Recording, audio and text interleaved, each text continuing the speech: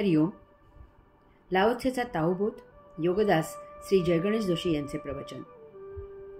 अध्यात्म भाग 3.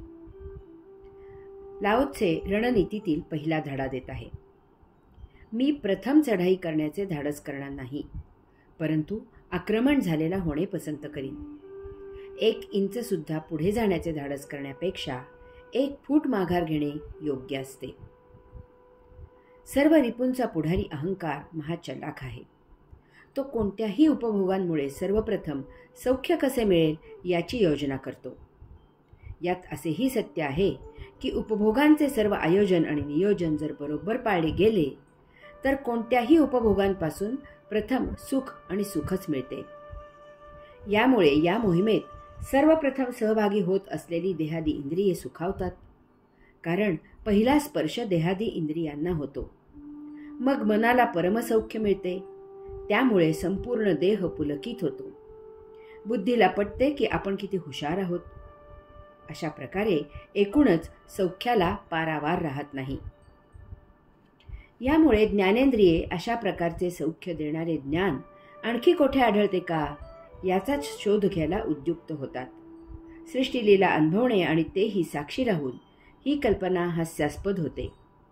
याची बुद्धीकडून थट्टा आणि मनाकडून टर उडवली जाते. माणूस अशा प्रकारे भौतिक वस्तू जगताच्या भोगापवर्गतेत अकंठ बुडतो आणि तेथेच ऋतून बसतो. लवकरच उपभोगांचे ते सौख्य म्हणजे गाजर होते. मासे पकडणारे गळाला लावतात तसे आमिष होते हे उमजते. माणसाची घी देखा लेकिन बडगा नाही देखा अशी अवस्था होते, कारण ते सौख्य संपताना महादुःख देऊन संपते. वास्तवात तेथे दुःख उद्भवते, म्हणूनच सौख्याचा अंत होतो. इतके दिवस सौख्याचा गारवा घेतलेला असतो, तेथे आता चटके बसू लागतात. पण हे सांगणार कसे आणि कोणाला? कारण पुन्हा तोच अहंकार अडवा येतो. फजिती कबूल केली, सांगितली तर अहंकार दुखावतो. मग असा मनुष्य दुःख सहन करत आणखी चेकाळतो आणि दुप्पट प्रमाद करतो. लाओत्सेची रणनीती येथे उपयोगी होते. मुळातच आक्रमकता दाखवली असती तर मनाला, बुद्धीला ते कदापिही रुचले नसते, पटले नसते. आता मन लाजते, खाली जाते. बुद्धी यामधून बाहेर होण्यासाठी मार्ग शोधायला सुरुवात करते. आता तुम्ही जर थोड्या कौशल्याने परंतु वरवर सहजतेने अध्यात्म सत्संग असा प्रस्ताव पुढे केलात तर त्याला सर्वप्रथम मनाकडून आणि मग बुद्धीकडून तत्काळ मान्यता मिळते. देहादींद्रिये त्यासाठी तत्परतेने कामाला लागतात. एक नवा उत्साह संचारतो. अहंकार मागे राहतो.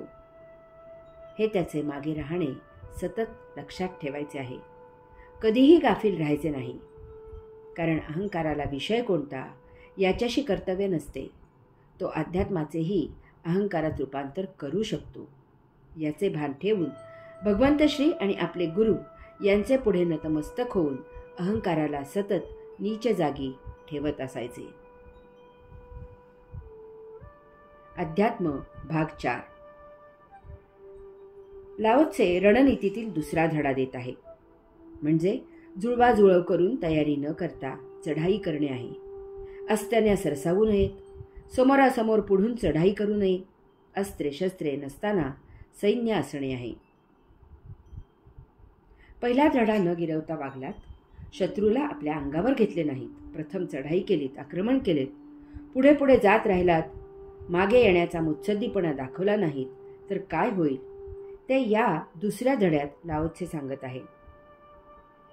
अशाने आतताईपणा केल्यासारखे होईल. येथे कधीही अहंकार नष्ट होणार नाही. तो अपमानाने जास्तच उफाळून येईल. नको म्हणता का? मग जरूर आवर्जून करेनच. परंतु चटका बसला की हात आपोआपच मागे येतो. तो घ्यावा लागत नाही आणि हात मागे घे असे सांगावेही लागत नाही. याचा धसका इतका बसतो की माणूस पुन्हा त्या वाटेला जात नाही.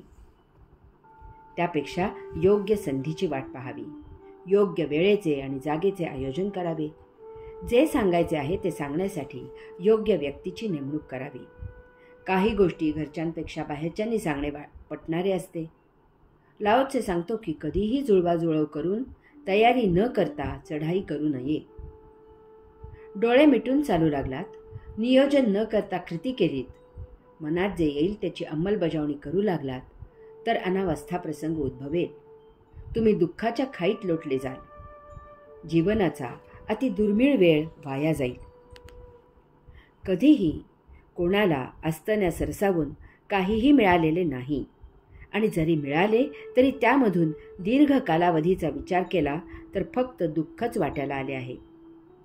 अशाने वरवर कोणीही हास्य दर्शवले तरी मनातून शत्रुत्वाचीच भावना निर्माण होते. असताना सरसावणाऱ्याचा एक दिवस सद्दीचा काळ संपतो आणि ते छुपे इतके दिवस दबा धरून बसलेले शत्रू बरोबर संधी घेतात. जेथे दादागिरी करून दहशत माजवली त्याच गल्लीतील कुत्राही घाबरत नाही, उलट तो गुरकावून दाखवतो. यापेक्षा सर्वामुखी मंगल बोलावे, सर्वांना आपलेसे करावे. सर्व रिपू देहादी इंद्रिये सौख्यासाठी हापापलेले आहेत. मग ते सौख्य कशाने मिळाले याच्याशी त्यांना कर्तव्य नसते. मेंदूला बुद्धीची घमेंड असते. त्याला चुचकारावे आणि अध्यात्म अवघड आहे असे म्हणतात. त्यामुळे तुला जे समजणार नाही आणि जमणारही नाही त्यापेक्षा तू आपला ही जी पुस्तके वाचत आहेस आणि जे काही करत आहेस तेच ठीक आहे. त्याला तितकी बुद्धीही लागत नाही. येथे अहंकार फुलून येतो. संस्कृत न समजायला झाले काय, मलाही ते येईल. बुद्धी कामाला लागते. मग काय होते? भगवंत श्रींची कामना निर्माण होते. आपल्याला उपासना येत नाही याचा क्रोध येतो. भगवंत श्रींचे चरणांचा मोह होतो. आपण संन्यासी योगी आहोत याचा मद चढतो. आपल्या आधी साक्षात्कारित झालेल्यांचा मत्सर वाटतो. सहसाधकांबद्दल माया निर्माण होते. यथा योग्य वेळी हेही सर्व भगवंत श्रींचे चरणी समर्पण होते. हरि ओम.